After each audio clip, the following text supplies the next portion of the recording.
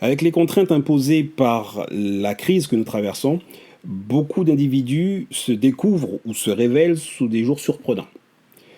Les réactions à la promiscuité, à l'isolement, à l'impatience, au stress ont clairement une incidence sur les comportements humains et sur la productivité de ceux ou de celles qui ont des obligations professionnelles dans des conditions qui sont finalement imposées et parfois difficiles à endurer. Il faut garder à l'esprit que les individus ne sont pas égaux face à leurs conditions de confinement et qu'ils ne sont pas égaux non plus face à leurs conditions de télétravail. Pourtant, il peut leur être demandé d'être égaux dans les résultats qu'ils doivent fournir à leur employeur. Ce simple point peut générer un stress important qui est entretenu par la difficulté de faire savoir à sa hiérarchie qu'on n'est pas dans les meilleures dispositions pour performer. Plus que la performance, c'est le maintien du moral et de la mobilisation des collaborateurs qu'il faut assurer. Car une entreprise dont les collaborateurs sont en souffrance est une entreprise qui titube pendant le confinement et qui va se retrouver finalement sur les rotules quand l'après-confinement autorisera tous les acteurs économiques à courir.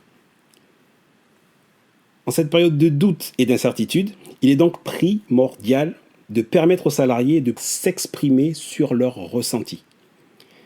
Cette démarche ne doit pas forcément passer par des entretiens téléphoniques, car le confinement et la promiscuité ne vont pas dans le sens de la confidentialité. Nous sommes bien d'accord.